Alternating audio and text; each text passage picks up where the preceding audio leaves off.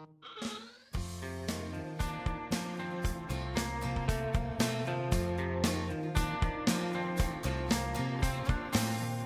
will melt, water will boil.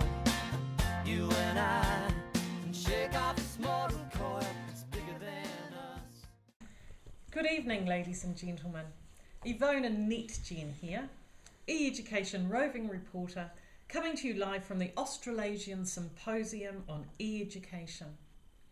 I have standing by Dr. Tony Bates, who has kindly agreed to be interviewed. Dr. Bates was a former Director of Distance Education and Technology at the University of British Columbia, and he is the author of Technology, E-Learning and Distance Education. Welcome, Dr. Bates. Thanks, Ivona. It's a pleasure to be here. Well, correct me if I'm wrong, Dr. Bates, but distance learning seems to have gone through quite a metamorphosis in recent times. Yes, indeed, Ivona. We're no longer speaking of print-based materials delivered en masse to the vast numbers of students unable to access schools or universities. Rather, it's now instant connections and interactions between tutors and students and other students. This, of course, has all been enabled by the technological advances. The revolution, telecommunications and the World Wide Web. Has this revolution changed the nature of distance learning? Yes, indeed it has. Distance learning has continued to grow and evolve over the last decade. Although print and broadcasting remains important for many distance learning operations, the web in particular has transformed not only the pedagogy of distant education, but also its organisational structures.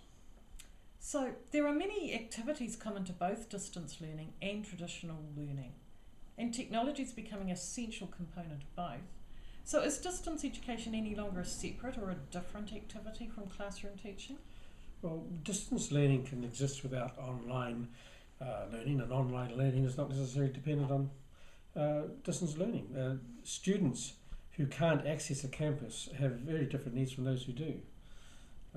Distance learning students tend to have more or quite different traits, such as being older, more independent learners.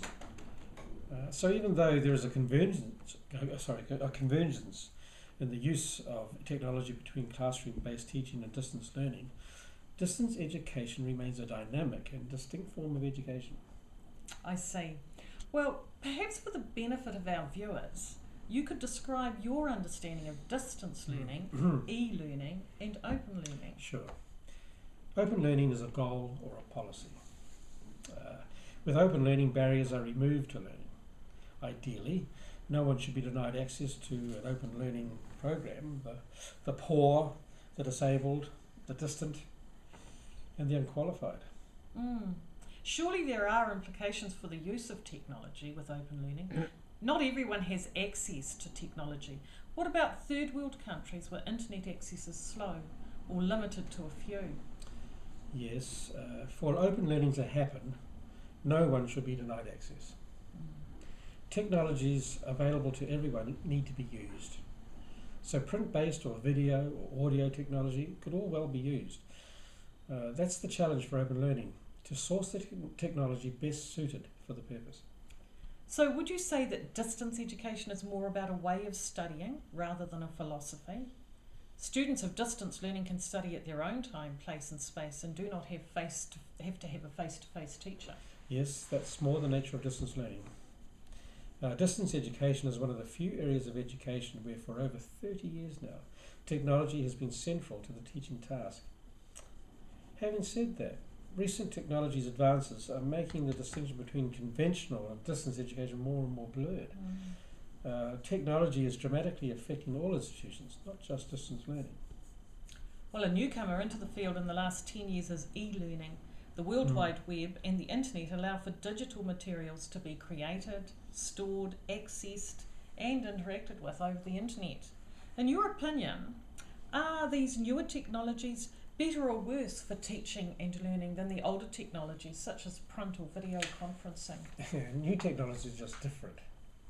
The choice of technology shouldn't be driven by its novelty, but by the needs of the learners in the context in which they're working. Everything new is not necessarily good, Ivona, and there are many useful lessons to be learned from the past. we ignore these lessons at our peril. Well, thank you so much, You're Dr. welcome. Banks, for your time and your expertise. Please.